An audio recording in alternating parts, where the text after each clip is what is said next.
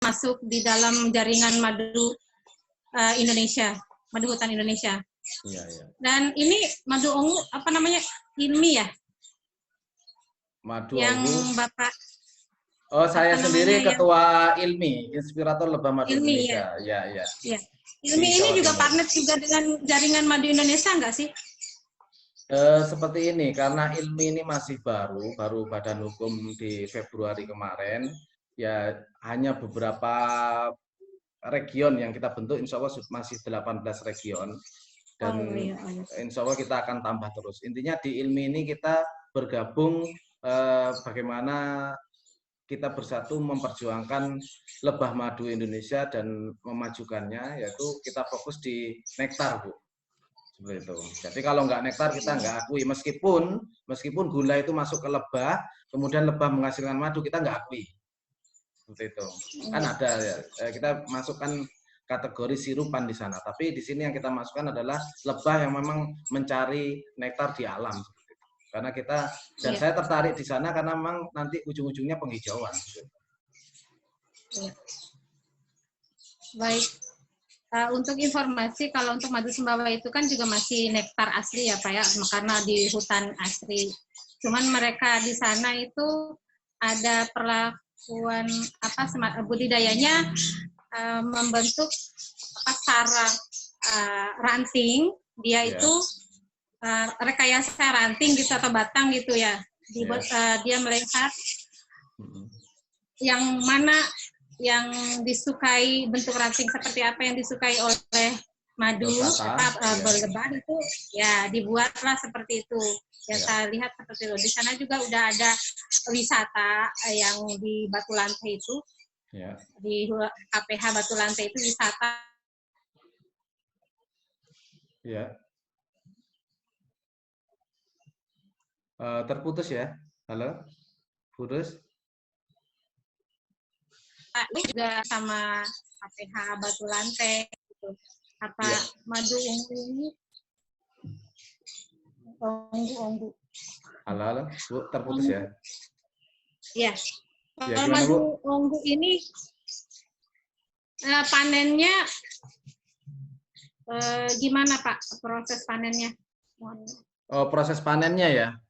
Jadi gini Bu, posisi saya itu seperti yang saya jelaskan di slide awal, itu adalah saya posisi di Sidoarjo, di mana di Sidoarjo ini tidak ada hutan gitu ya, tidak ada kehutanan lah seperti itu. Saya akui beda dengan Pak Hardi dan Pak Dayan, Pak Nur Hidayat ya yang banyak hutannya. Nah di sini tapi saya karena posisi yang demikian dan sasaran penyuluhan itu ada dua, yaitu pelaku usaha dan pelaku utama ataupun KTH. Saya berpikir seperti ini, oke lah pelaku utama ataupun KTH biarkan kita berbagi tugas dengan kawan-kawan yang ada di kabupaten sehingga lebih concern untuk memberdayakan KTH, menghasilkan sebuah produk yang berkualitas. Tapi di sini saya bagian dari hilirnya seperti itu. Makanya saya ciptakan Madu Onggu ini sebagai pelaku usaha pendampingan dari penyuluh hutanan.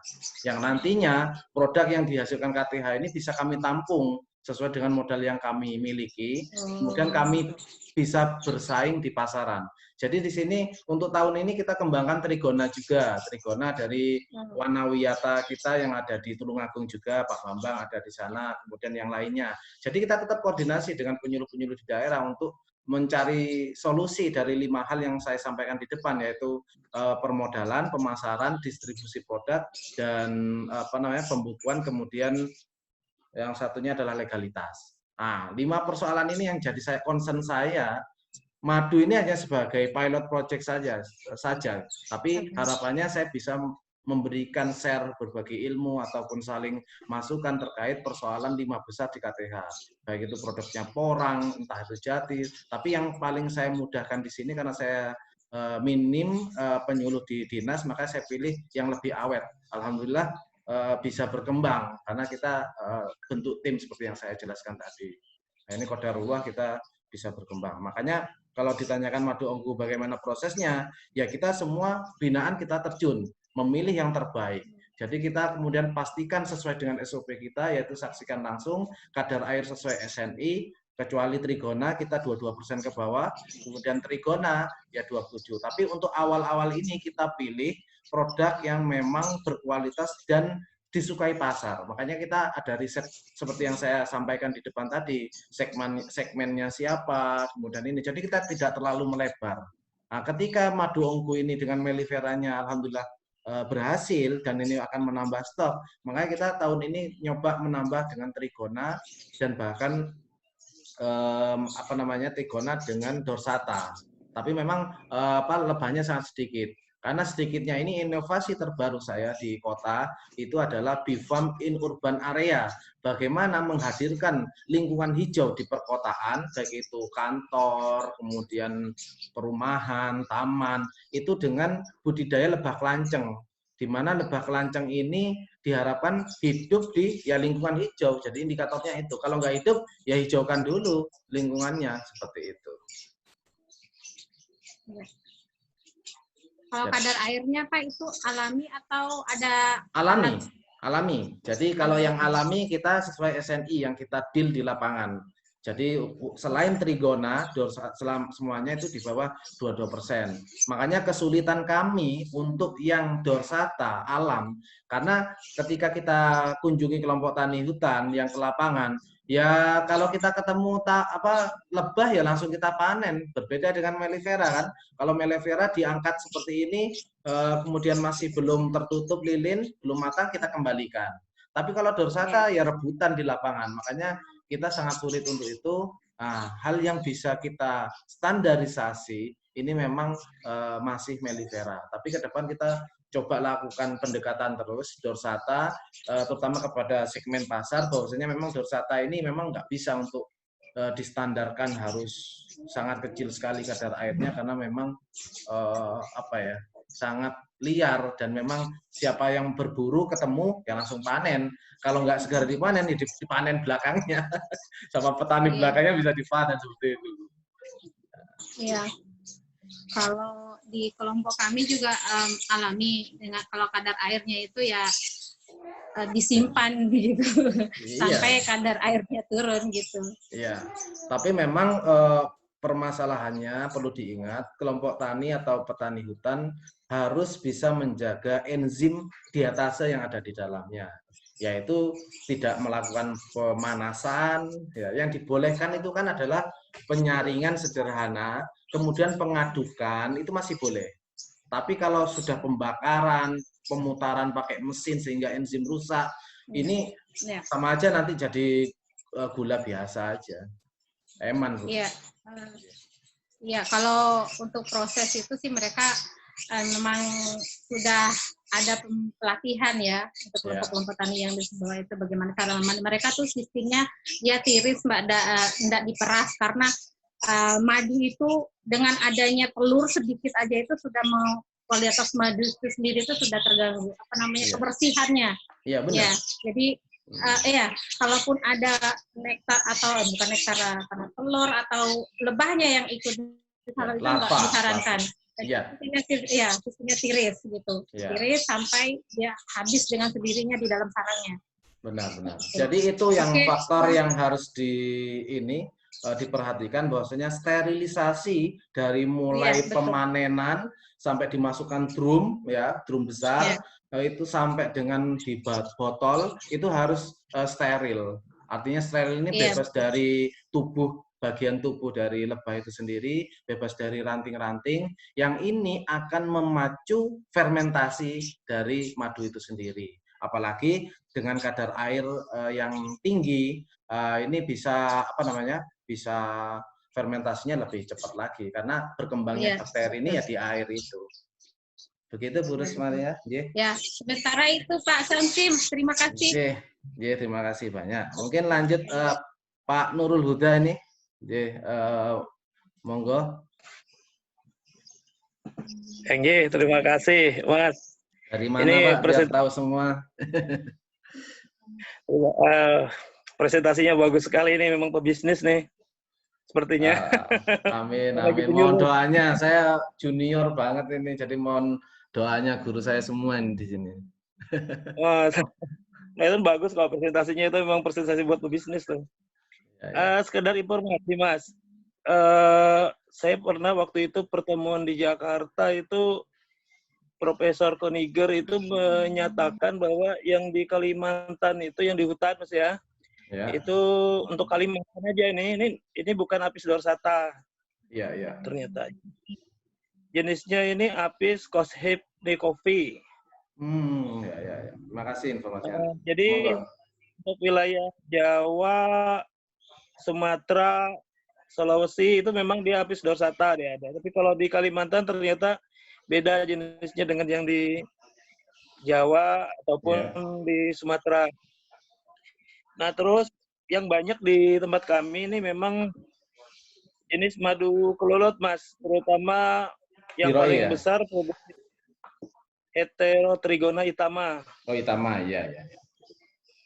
Contohnya kami ada produknya juga. Nah, Lagi itu. nyoba ngembangin. Ya, mudah-mudahan Jadi dari sukses. 30-an% ya, 33% gitu, ini udah bisa turun sampai 23%. Antara Oh, iya. 23-20 bisa turun kadar airnya. Iya, iya. Ini kita menggunakan evaporator ya, humidifier. Iya, iya, iya. Sebenarnya kami ini justru pinginnya gini, Mas. Iya. Di tempat ini kan karena masih banyak hutan ya. Iya, iya.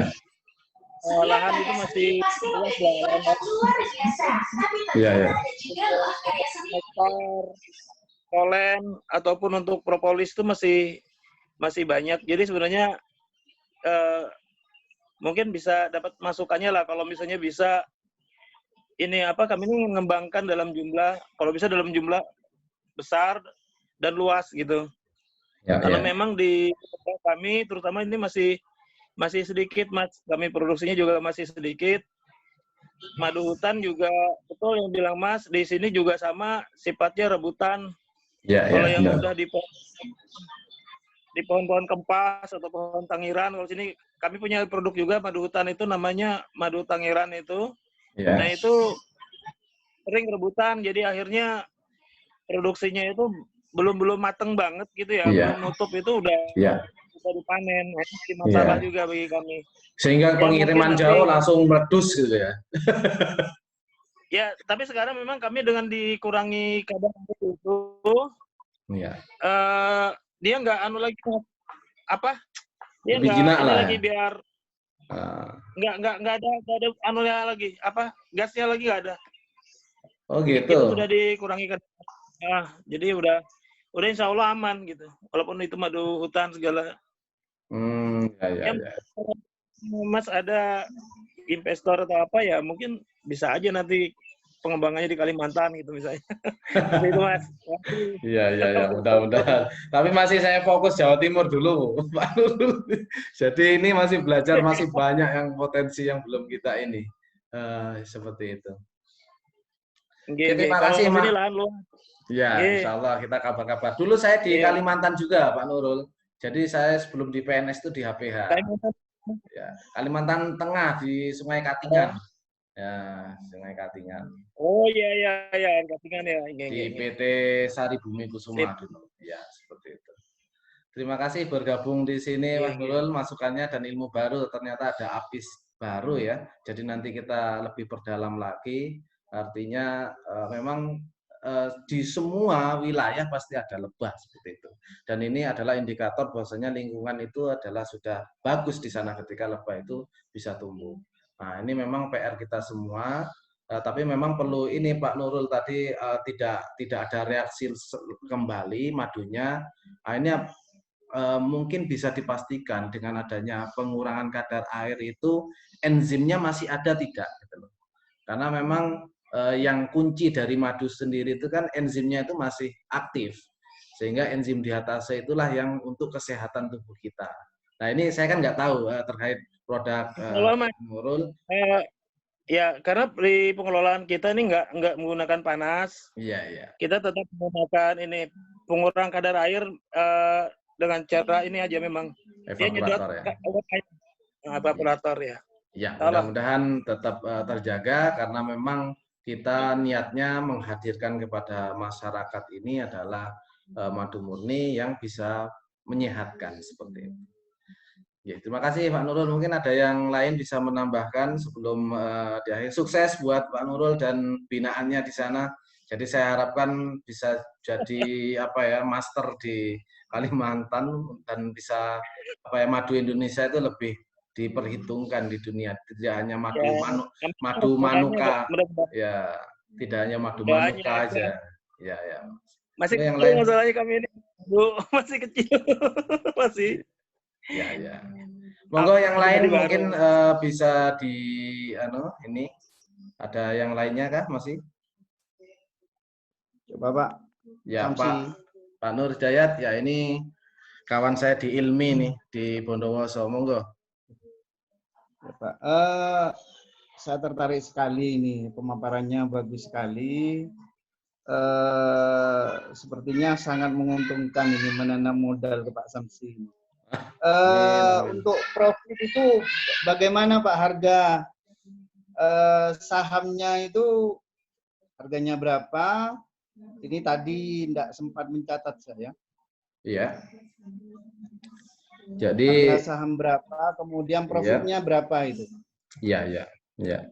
Jadi saya jelaskan di sini ya. Jadi untuk saya share kembali.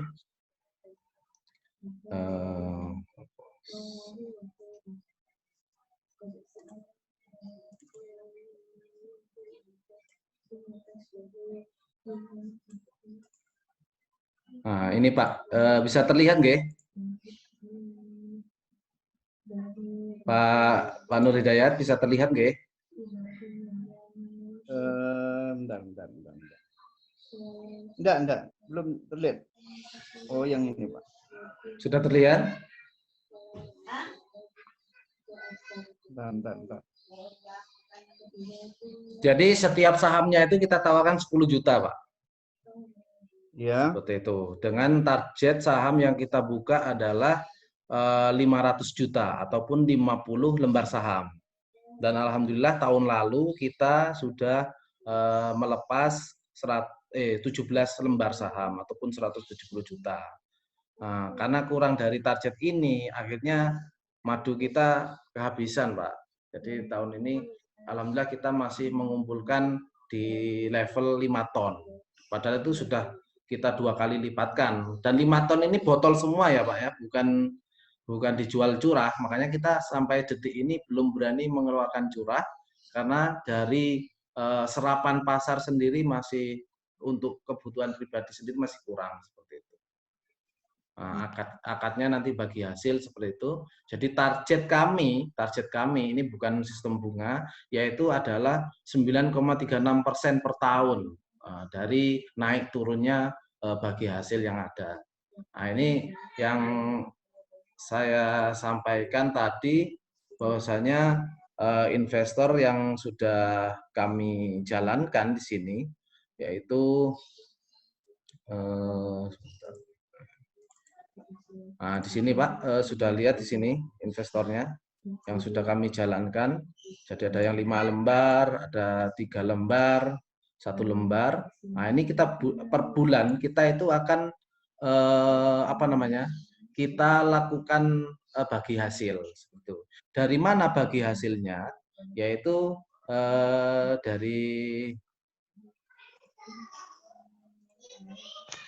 dari sini bagi hasilnya itu adalah bentar.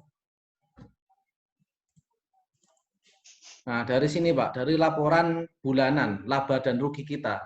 Jadi bulan apa kita laporan terus kepada investor. Dan laba bersih ini baru kita bagi 70% kepada Madu Ongku, kemudian 30% kepada investor. Kalau investornya 50 berarti ya 30% ini dibagi orang 50. Jadi ketika hasil tadi saya kembalikan ke perhitungan yang tadi, yang ini, di sini, maka kita bisa melihat bahasanya total sampai dengan April ya, sampai dengan April di sini kita sudah mencapai 94% capaian karena kita sudah ada yang 5 saham ini 4.418.500 dengan target kita yang sesuai dengan tadi itu adalah 4.680.000.000. Nah, dari 40 total keseluruhan 46.800.000 rupiah. Sehingga kita sudah secara ROI-nya untuk 9 bulan itu kita sudah di angka 8,84%. Meskipun ini bukan bunga ya Pak ya. Jadi kita kumulasikan 9 bulan ini 8,84%. Padahal target kita itu 9,36%. Nah, ini tinggal 3 bulan lagi kita untuk memenuhi investor dengan sisa yang harus kita investor ini yang kita lihat yang satu saham ini sebesar 52.300 saja kita sudah memenuhi target. Apalagi nanti ini ada kesempatan 3 bulan, insya Allah target ROI 9,36% ini akan terlampaui. Karena memang ini gara-gara produknya habis, Pak. Jadi kalau produknya masih ada, insya Allah bulan ini kita optimis sudah terlampaui ini 9,36%. Jadi investor bulan ini itu kosong menunggu panenan baru, tapi kita sudah mencapai ini sebelum 12. Nanti insya Allah panenan Juni atau Juli, insya Allah ini akan terlampaui dalam periode 1 tahun investor yang tahun pertama ini, Pak. Seperti itu, Pak, penjelasannya. Oke, terima kasih Pak. Iya. Sukses Pak Nur Hidayat, ini ahlinya kelanceng dari Bondowoso. Ya. Monggo yang lain. Jadi kita akan akhiri ketika memang sudah tidak ada, jadi cukup jelas. Intinya dari ini mungkin dari penyuluh kehutanan yang bisa dipetik adalah pembukuan kita memang harus rapi seperti itu. Pembukuannya harus beres. Sehingga ketika kita keperluan modal, jadi dari 4 kaki yang saya sampaikan tadi, ada CEO, kemudian yang menangani operasional, logistik, kemudian yang menangani keuangan, kemudian menangani pemasaran, kemudian itu 4 orang tadi itu kita sebagai kontrolnya. Ketika memang kondisi seperti ini pemasaran cukup kencang, ya maka kita harus bisa bagaimana yang accounting atau keuangan ini bisa menghasilkan uang untuk modal. Karena kalau gasnya kencang, nah, tentunya bahan bakar BBM-nya ini harus atau keuangannya ini harus tercukupi. Kalau enggak ya seperti ini akhirnya kan pemasaran mandek, kemudian modal kurang. Tapi inilah khas dari usaha yang bergantung pada alam. Tapi ini bisa jadi strategi juga tentunya. Ketika ini langka ya kita bisa nanti bisa naikkan harga lagi atau gimana lah nanti. Sehingga customer tetap loyal kepada kita. Memang barangnya ini memang langka. Berbeda dengan yang mengandalkan sirupan yang selalu ada asalkan kebun tebu masih ada gitu ya. Jadi kebun tebu masih ada, gula masih ada, insya Allah aman terus. Tapi kalau kita hanya menghasilkan nektar, justru hal sosial ekologi yang kita tanamkan di sini bahwasanya kita harus melestarikan hutan kita seperti itu. Sebagai rimbawan kita tentunya mengarah ke sana. Ya, mungkin ada yang lain? Ya, monggo Pak Hasan Bahtiar ini dari mana biar yang lain tahu. Ya, Kalteng, nah, Kalimantan Tengah juga. Ya, monggo. Assalamualaikum warahmatullahi wabarakatuh, Cak. Waalaikumsalam, Pak Hasan. Ya, monggo. Ya, terima kasih atas kesempatannya. Begini, kita di Kalimantan Tengah ini kan ada beberapa masih sedikit yang budidaya. Ya. Memang ada melipera pun ada sini yang sudah sukses. Ya, ya. Alhamdulillah udah berapa liter lah sebulan hampir 100-an mungkin ya. Ya, nah, cuman memang masih ya anggaplah masih sendiri saja. Ya. Jadi kita berjalan sendiri-sendiri, tiap KTH pun juga begitu juga. Seperti patung kuda juga jalan sendiri. Ya. Ini ke depan, kita juga lah mencari wadah gitu kan. Ya. Ada sudah ada berbagai macam pengalaman lah. Iya. Yang ingin kita harapkan ke depan ini, mudah-mudahan Cak Samsi memberikan arahan atau terkait peningkatan kualitas kita nih. Iya. Tapi rata-rata trigona ini yang sudah ada sekitar 25 KTH lah yang sudah berjalan ini. Ya, ya. Itu apa Biroi apa Itama atau Revicep? Hampir rata-rata Itama sih. Itama ya, Kalimantan ya. Wah, itu banyak madunya itu. Nah, itu mungkin dalam hal peningkatan kualitas lumayan alhamdulillah Pak Nurul Huda sudah bisa menurunkan kadar air. Ya. Cuman secara legalitas ini yang masih belum Nah, itu kita Pak. kembangkan. Nah, ini mungkin siapa tahu kalau di Cak Samsi bisa kasih petunjuk di mana gitu kan, bisa kita share ke teman-teman di KTH gitu kan. Ya. Ya. Kira-kira itu aja mungkin ya, Pak. Ya, terima kasih Pak Hasan Bahtiar dari Kalimantan Tengah penyuluh kita. Nah, ini juga masukan juga buat Pak Dwi Arianto di Pusluh ini. Tapi intinya kalau di provinsi ya, kalau di daerah fasilitasi itu sangat banyak sekali. Terutama meskipun di dinas kehutanan kita nggak ada, ya misalkan nggak ada, itu bisa kita coba di dinas perindak, ya, di perindak ataupun di dinas koperasi. Nah ini kan memang harus ada plan yang jelas dari dari perencanaan ya. Seperti yang saya jelaskan di PowerPoint tadi, bagaimana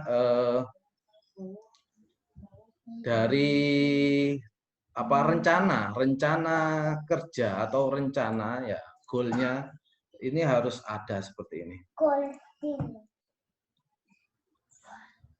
Jadi misalkan tahun pertama itu akan kemana? Nah, ini kita harus di legalitas sebelah kanan ini. Jadi yang diperlukan untuk scale up adalah BPOM, ISO, SNI, nutrisi. Nah, ini ada waktunya. Jadi kita tuliskan seperti itu. Nah, kemudian ini yang sudah UMK, PRT. Nah, PRT ini kita ke Dinkes. Ini juga fasilitasi semua. Merek juga kita di Sperindak provinsi. Halal MUI ini kita kemarin kompetisi ya, ikut kompetisi dari Bank Indonesia. Fasilitasi dari Bank Indonesia dan kita terpilih sehingga kita mendapatkan halal MUI. Kemudian CV kita urus secara mandiri seperti itu untuk memperkuat bargaining dari kita. Kemudian tahun ini kita mencoba uji nutrisi dan SNI tentunya. Seperti itu Pak Hasan Bahtiar. Intinya kita yang sebagai penyuluh pendamping harus benar-benar mencari-cari. Kalau memang nggak ada, ya dibisik aja di Sperindak atau dinas koperasi. Coba anggaran tahun depan anggarkan terkait ini. Tapi kalau kita memang real, produk kita bisa real, bahkan membanggakan dari dinas ataupun provinsi kita atau instansi kita, insya Allah kita akan didukung. Insya Allah kita akan didukung. Tapi kalau proyek minded, artinya keproyekan saja, habis itu wassalam, ya nggak mungkin kita akan didukung penuh seperti itu. Tapi kalau kita ada project plan, jadi 5 tahunan bahkan kalau saya itu sampai pensiun bahkan rencana plan saya itu mudah-mudahan bisa bermanfaat sampai penyuluhan di dunia lah gitu ya. Tapi doanya dari senior-senior di sini tentunya ya kan. Siap, mantap Pak. Makasih banyak. Nanti saya sambung lagi ya. Iya, terima kasih. J. Silakan. Ya, terima kasih Pak Hasan. Mungkin itu ya yang bisa disampaikan. Ada yang pertanyaan sekali terakhir mungkin? Kalau tidak ada kita bisa akhiri karena akan sholat zuhur. Tentunya kita untuk waktu Jawa Timur ya. Kalau Jakarta mungkin masih 15 menit lagi ya. Monggo. Nah ini ada Bos Kayu juga Pak Pekik. Assalamualaikum, baru hadir di sini. Nah ini kayaknya mau beralih ke madu ini kayaknya. Kayunya kan mungkin agak kena COVID ini. Iya. Waalaikumsalam Mas Samsi. Monggo, oke. Begini Mas Samsi ya, terima kasih atas fasilitas yang disediakan melalui Zoom ini. Mengenai saham tadi Mas Samsi, bagaimana kalau saham itu sebaiknya agak lebih diperkecil atau diturunkan agar teman-teman lebih menjaga seperti itu Mas. Jadi nggak utuh 10 juta seperti itu. Bagaimana kalau dipecah 1 juta atau 2 jutaan seperti itu, sehingga banyak teman-teman kita yang bisa masuk atau ikut menjadi tanam saham di situ seperti itu. Oke, terima kasih Mas. Ya, oke. Ini memang masukan yang bagus dan banyak yang memberikan masukan seperti itu. Nilainya diperkecil jadi 1 juta atau 5 juta seperti itu ya. Tapi kita ini sudah terlanjur mengeluarkan proposal tahun lalu dan ini akan berakhir di 2022 seperti itu. Kan 3 tahun perjanjian kita. Maka kita ya harus mengikuti proposal yang sudah kita tawarkan dan sudah melakukan perjanjian dengan 17 saham sebelumnya itu tadi, seperti itu. Tapi kalau memang ingin mengikuti kawan-kawan misalkan dari Jombang, ya monggo DPD Ipkindo Jombang jadi satu atas nama DPD Ipkindo Jombang gitu ya. Nah, nanti 10 orang 1 jutaan, nanti ya mendaftarnya atas nama DPD Ipkindo Jombang. Akan bisa seperti itu. Artinya pertanggungjawabannya nanti ke ketua DPD Ipkindo Jombang, nanti bagi-baginya ya urusannya DPD Ipkindo Jombang. Karena yang kedua memang semakin kecil itu administrasinya akan semakin sulit juga seperti itu. Karena yang dibutuhkan kan ini dana besar. Berbeda kalau kita hanya butuh 20 juta saja, mungkin kita kecilkan 1 jutaan mungkin hanya 20 orang. Tapi kalau 500 juta bahkan 1 M nanti ini hanya sekedar 1 jutaan, wah harus ngerawat 1000 orang ngerawat 100 orang, ini kan kertasnya saja ya laporannya bisa 1 rem per bulan. Nah ini kan efisiensi yang harus kita pertimbangkan. Jadi kalau ingin gabungan, monggo kita terima atas nama gitu, tapi di belakang layarnya ini. Tapi ini investor bagi yang nggak suka dodolan ya, karena yang suka dodolan ini enak reseller. Karena keuntungannya ini antara 20 sampai 40%. Seperti itu, langsung cash. Ketika jenengan itu beli di awal, langsung. Apalagi ini kawan-kawan di Jabodetabek ini, dengan adanya corona ini, luar biasa ini. Ini alhamdulillah, qadarullah, kita sebulan aja bisa keluar 1 ton ini. Untuk 2 bulan ini, alhamdulillah. Di Jabodetabek dan Surabaya sekitarnya.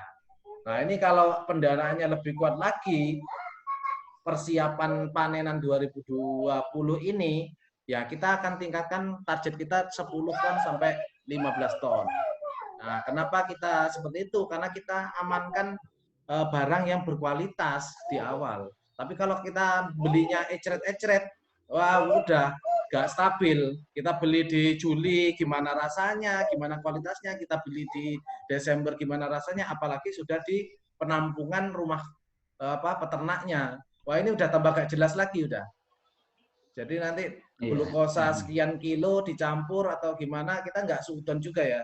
Tapi kan kita menjalankan sesuai dengan SOP untuk menjaga kualitas yang ada.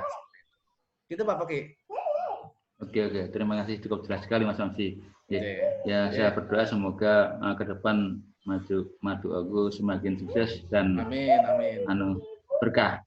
Amin. Tentunya kita harus sukses semua. Jadi PK Jatim ini harus sukses, PK Indonesia harus sukses, sehingga nggak ada iri-irian kalau sukses semua kan gitu. Jadi kita saling mengangkat, petani kita sukses, semuanya sukses. Ya, terima kasih Bapak Ibu sekalian, karena memang sudah waktunya sudah setengah 12. Terima kasih atas waktunya. Monggo kita lanjutkan dengan Japri, Pak Nurul Huda, Pak Hasan Bahtiar, Pak Peki, Pak Dwiaranto dari Pusluh, matur nuwun sangat. Kemudian Pak Herman, Pak Dayan, Pak Ahmad Taufik, Pak Niko, dan Pak M. Nur Hidayat, Pak Hendro. Ini adalah kesempatan yang pertama dan kita akan coba edukasi di lain kesempatan karena memang adanya COVID ini keterbatasan saya untuk silaturahmi dengan kawan-kawan di kabupaten, sehingga memang nanti harapannya grup ini bisa bermanfaat.